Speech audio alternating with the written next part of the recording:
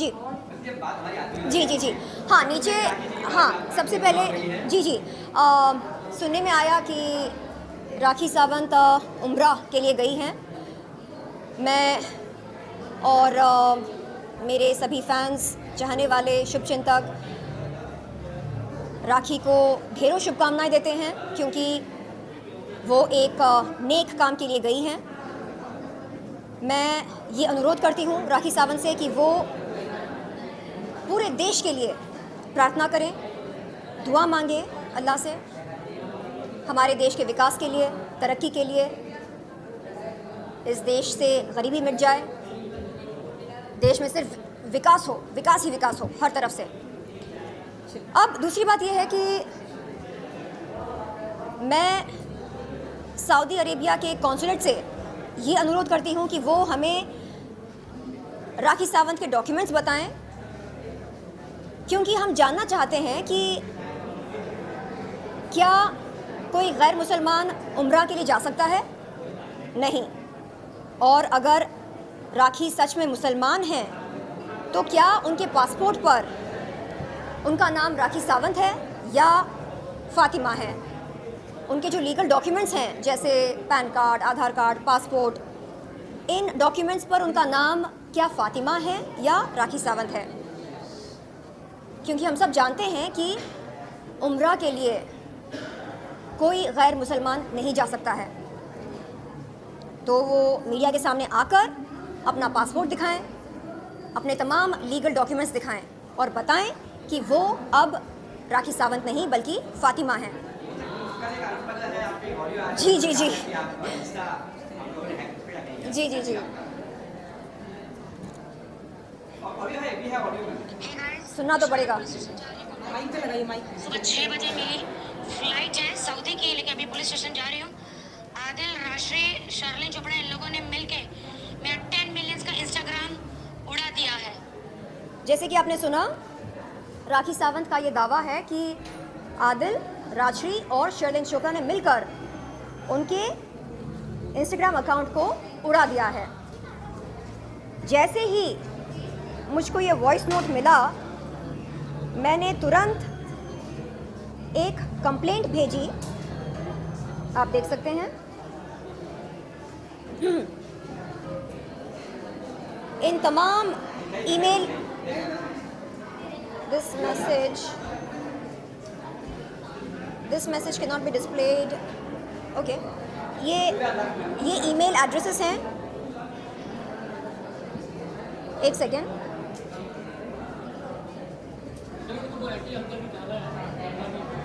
ये देखिए, ये देखिए, ये तमाम वो ईमेल एड्रेसेस हैं। Cyber cell, CM of Maharashtra और कई सारे हैं यहाँ पर, अलग अलग अथॉरिटीज़ के नाम हैं।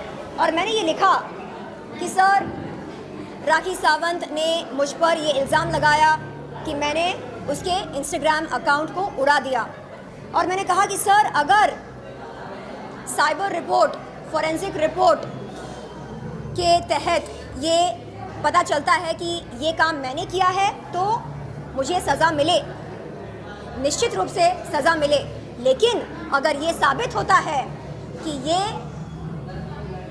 राखी सावंत का कोई प्रैंक है, अगर ये साबित होता है कि ऐसा हुआ ही नहीं, उसका अकाउंट, इंस्टाग्राम अकाउंट हैक हुआ ही नहीं, बल्कि उसने खुद डिसेबल किया है, और अगर इसमें मेरा कोई हाथ नहीं है, तो मैं अनुरोध करती हूँ कि राखी सावंत को इस घिनौने मजाक के लिए कड़ी से कड़ी सज़ा दी जाए।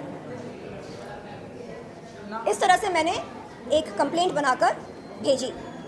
आज सवेरे आप देख सकते हैं टाइम 2:31 AM, 2:31 AM।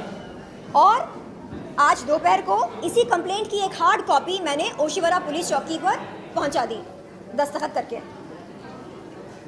तो देखिए, अगर किसी का इंस्टाग्राम अकाउंट या ट्विटर अकाउंट या कोई भी सोशल मीडिया अकाउंट हैक होता है, तो साइबर पुलिस को ये मालूम करने के लिए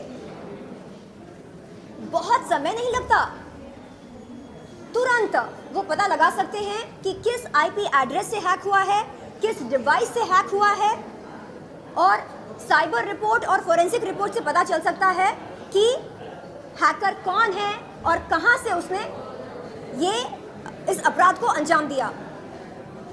आप वही किसी पर भी इल्ज़ाम नहीं लगा सकते, हैकिंग का इल्ज़ाम या कोई भी इल्ज़ाम हो। तो राखी सावंत ने फिर से एक बहुत बड़ी गलती कर दी, अपने इस घिनौने मजाक में मेरा नाम शामिल करके। देखिए, मुझे समझ में नहीं आता कि वो ऐसा क्यों करती है मेरे साथ, क्यों इतनी दुश्मनी, क्यों? क्या आप बता सकते हैं?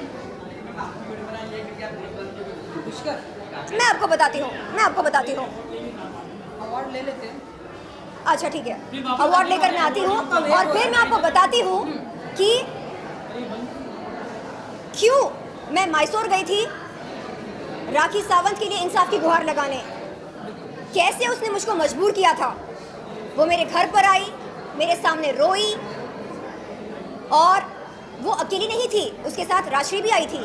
तो राजश्री इस बात की गवाह है कि वो मेरे सामने आई, मेरे घर पर रोकर, गिड़गिड़ाकर उसने कहा कि शर्लिन, अगर तुम मेरी बहन हो, अगर तुम महिलाओं के लिए कोई मसीहा हो तो मेरे साथ चलो। मैंने कहा भाई, बहन, मेरी बहन, मैं तेरी सगी बहन तो हूँ नहीं, और तूने जो हरकत करी है मेरे साथ, मीडिया के सामने मेरे आपत्तिजनक फ़ोटोज़ वीडियोस दिखाकर, मेरी इज्जत की नीलामी करके, तूने जो शर्मसार काम किया है, उसके बाद अगर तू कहती है कि तू मेरी बहन है और मैं तेरी बहन हूँ, तो इससे बड़ा घिनौना मजाक हो ही नहीं सकता।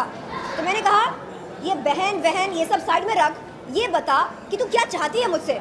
तो उसने बोला कि तू बहुत अच्छा बोलती है, तू बहादुर है, तू चल मेरे साथ। क्योंकि इस समय पीड़ित मैं हूँ, मेरे शौहर ने मुझको दगा दिया, धोखा दिया, मेरे साथ बेवफाई की, तू चल मेरे साथ। तू अपने सारे रंजिश को दरकिनार करके मेरे साथ चल। मैंने कहा ठीक है, अगर मेरे चलने से तुझे लगता है इंसाफ मिलेगी, तुझे इंसाफ मिलेगा या जस्टिस मिलेगी, तो ठीक है, मैं चलने को तैयार हूँ। लेकिन इसका मतलब ये नहीं कि मैं अपने लिए स्टैंड नहीं लूँगी। जो लड़की दूसरों के लिए स्टैंड ले सकती है, क्या वो खुद के लिए, स्वयं के लिए स्टैंड नहीं लेगी या नहीं ले सकती है?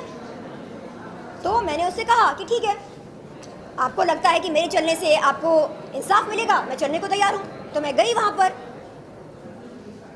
लेकिन वापस आने के बाद राजश्री के नेल आर्ट स्टूडियो पर क्या हुआ, मैं आपको बताती हूँ अवार्ड लेने के बाद।